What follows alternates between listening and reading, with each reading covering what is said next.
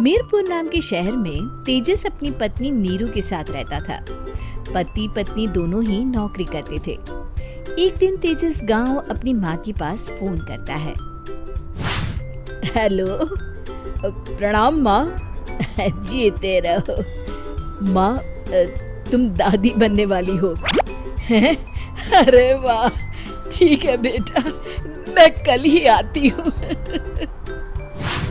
जब माँ जी शहर पहुंची तो बेटे बहू ने बहुत अच्छे से स्वागत किया। लीजिए माँ जी चाय।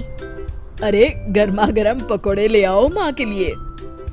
नीरू रसोई में गई और 2 मिनट में ही पकोड़े ले आई। जी ये लीजिए। बहू जादू से बनाए हैं क्या? अभी तो रसोई में गई थी। यम्मी। माँ जी, शीला रसोई में पकोड़े तल रही है, मैं बस लेकर आई। हे भगवान, मेरा धर्म भ्रष्ट कर दिया तूने। अब तो गंगा जल से शुद्धिकरण करना होगा। दूसरे दिन, माँ जी मैंने नाश्ता बना दिया है, ऑफिस जा रही हूँ। पर अभी तो घर का सारा काम पड़ा है। शीला आती ही होगी, झाड़ू पोछा बर्तन कपड़े वो सब कर लेगी।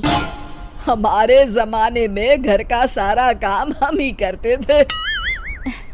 जी माँ जी, आप बहुत होशियार हैं, मैं घर ऑफिस दोनों नहीं संभाल पाती। तो जरूरत क्या है घर से बाहर जाकर चाकरी करने की? वैसे भी घर का काम खुद करने से घर में बरकत आती है, समझी? पर माँ जी। पर वर कुछ नहीं, इस महीने की पगार मिले फिर ऑफिस बंद है। हाँ।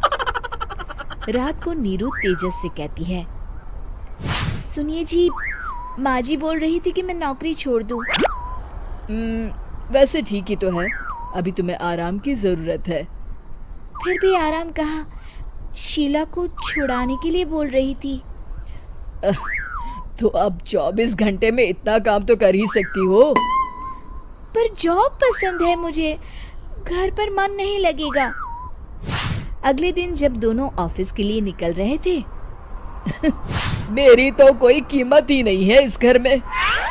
माँ जी, आजकल महंगाई बहुत है, रहन सहन भी बदल गया है, दोनों नौकरी करते हैं तभी ठीक रहता है। अच्छा, तू कहना क्या चाहती है?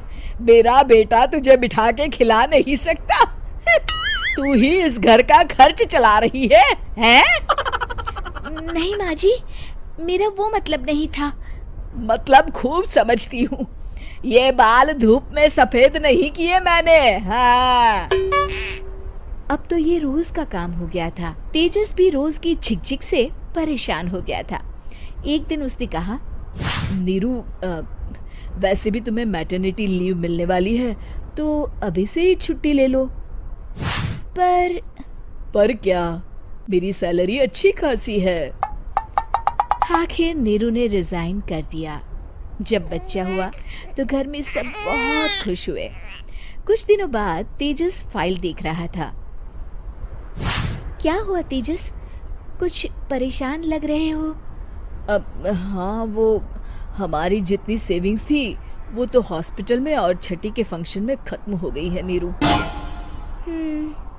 और अभी वैसे मंदी चल रही है तो मैं बोल रही थी कल मुन्ना को हेपेटाइटिस का टीका लगवाना है।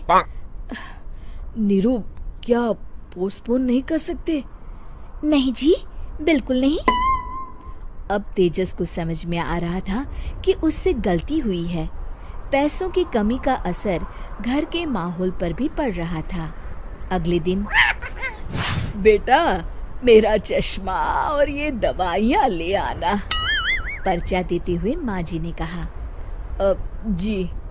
तेजस, मुन्ना के लिए दूध का डिब्बा और डायपर भी ले आना, और ये किराने के सामान की लिस्ट है, इसे भी लाना है। तेजस गुस्से में लिस्ट मरोड़कर फेंकता है और चिल्लाता है, पैसे क्या पेड़ पर उगते हैं? ये ले आना, वो ले आना। अरे पर ये जरूरत का सामान ही है। वो गुस्से में बिना कुछ कहे ऑफिस चला गया। अरे अरे लंच तो ले जाइए। नीरू दौड़कर डिब्बा पकड़ाती है। एक दिन खाना खाने के बाद, नीरू,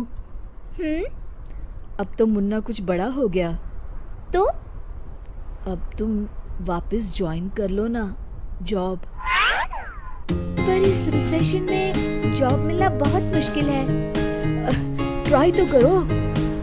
फिर मुन्ना, माँ जी है ना, और एक फुल टाइम मेड भी लगा लेंगे। पर माँ जी, उन्हें तो पसंद नहीं।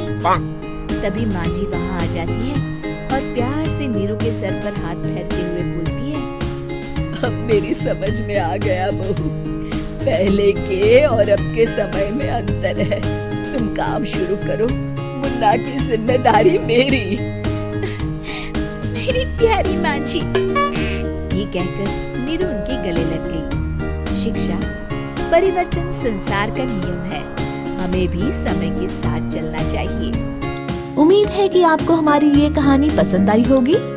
कृपया हमारे चैनल को सब्सक्राइब करें और सभी अपडेट्स के लिए बेल आइकन जरूर क्लिक करें। और हाँ, वीडियो लाइक और शेयर करना मत भूलिएगा। Bye bye.